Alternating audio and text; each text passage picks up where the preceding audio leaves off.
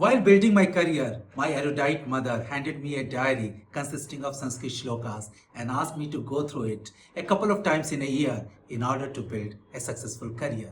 Sanskrit is the most suitable language for computer because it is having around 4,000 rules which are scientific and logical, and they can be used as a foundation of structure by any computer scientist.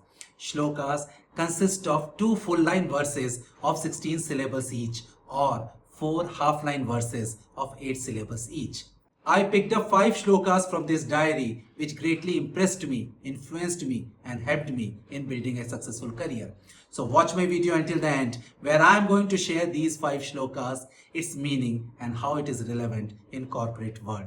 And if you have not already liked, shared and subscribed to my channel, which is having more than 150 videos, then please do it. Also watch my other video, Silent Career Killer, X equal to X plus 1 syndrome.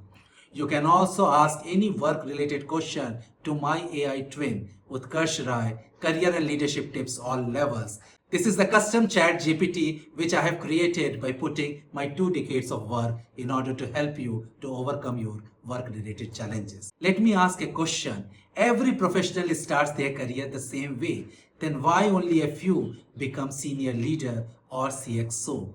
This is what is captured in this shloka. Naramyate vigne bhayen niche praramya vigna vihanta virmanti madhya vigne pune punarapi pratihanyamana prarambya uttam jana. It means there are 3 types of people. First, who overthinks, start looking into all risk and challenges, and then they see, oh, the task is too big enough, too risky enough, then they don't take up the task. They are called inferior people.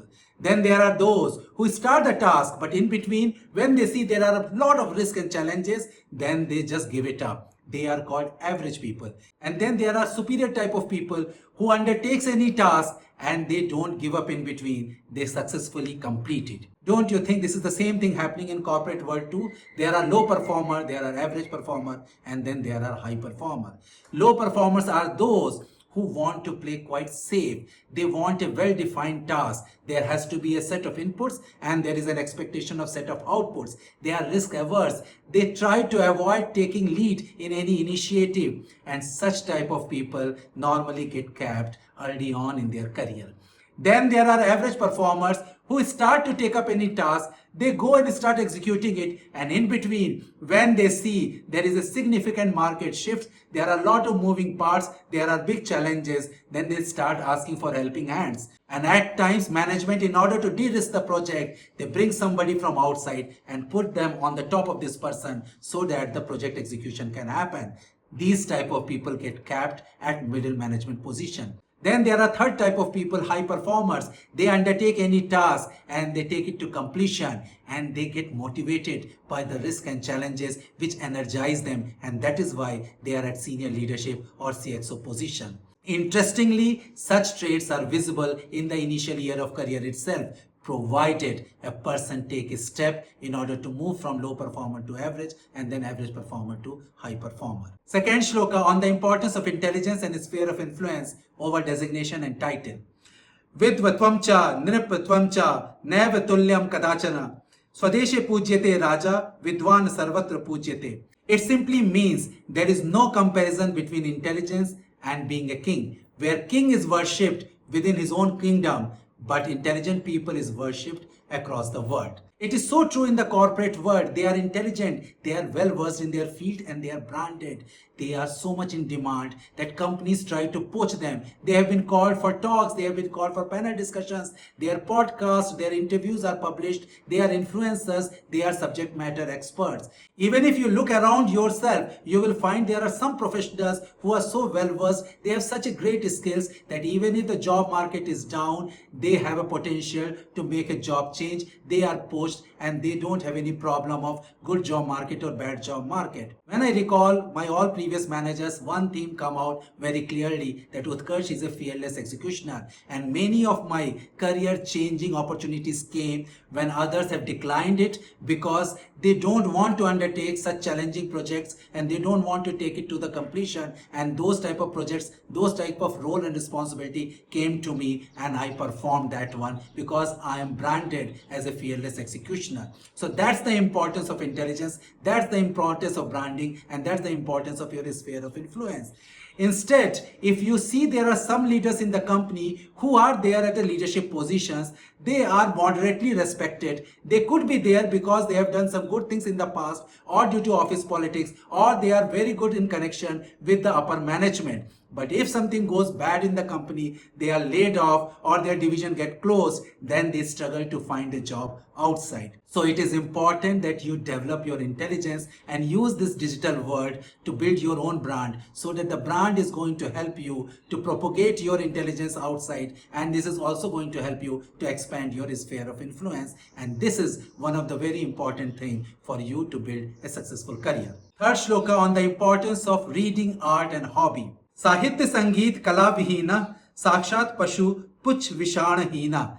It literally means that without literature, art and music, a human being is like an animal without a tail.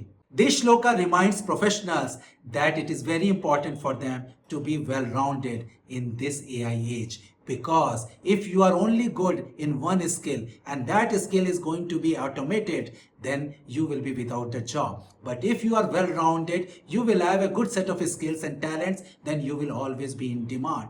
Because if you have a habit of reading, if you love literature, then it increases your intellect. And if you are a fond of music, then it opens your heart and soothes your nerve. And if you are good in art, then you are good in creativity and empathy. These are the things which is going to help a professional to become well-rounded and more sought after.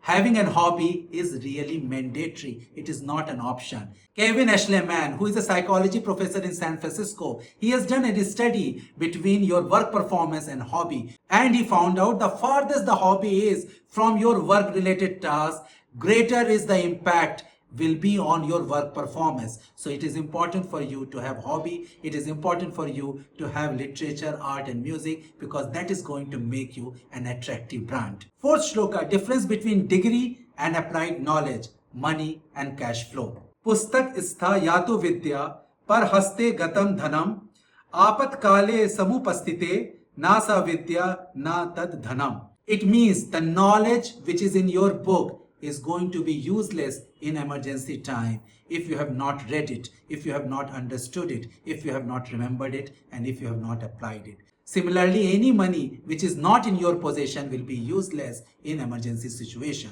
I have interviewed thousands of professionals across various career levels, and I always ask about the concepts based on the degree with which they graduated or based on the project on which they worked. And their answers are fairly right around concept. But whenever I ask them how this concept is applied in their project or how the concept will be applied in any given application, then they falter. It is just because they are not mindful of what they are doing. They are not curious about why they are doing, and they are not confident on how they are doing it. So it is very important for you to understand that the knowledge which you have gained, if you are not going to apply it in emergency situation or in any other situation in your project, in your career, that knowledge is useless. Similarly, I advise professionals, then don't lock all your wealth in non-liquid assets like real estate. You must be having liquid fund so that in case if there is any emergency situation, you will be able to use that liquid fund. You should understand the difference between money and cash flow, because those who are salary employee, they know that they are going to get salary at this given time, so they don't understand the importance of cash flow. But when you shift from as an employee to an entrepreneur, or when you are laid off and you have to run your monthly expenses, then you understand the importance of cash flow. Fifth shloka is on the disadvantages of entitlement culture.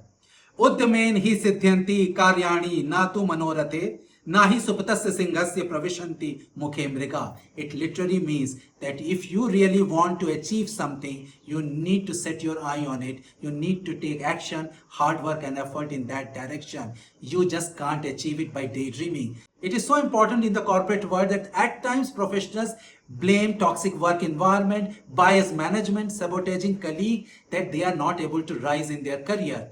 But the truth is, they are suffering from this entitlement culture. I am there in this company for long. I am a loyal employee. I have done wonders in the past. I deserve this promotion, this role, this responsibility, and this compensation. And that does not happen. Every day, lion has to be hungry in order to go for a kill, otherwise the lion will die. Similarly, every 3 months, 6 months or 1 year, you need to undertake challenging project. You need to put focus on it. You need to put all hard work, take actions and efforts in that direction, and that is going to help you to move up, because that is also going to help you to gain diverse experiences and you will be visible in the organization. So professionals, you have seen how this beautiful 5 shlokas, which are written hundreds or thousand years back, is still guiding light for the professionals in the corporate world. It helped me and I'm sure it is going to help you too. I hope you like this video. Do like, share and subscribe to my channel. Thank you.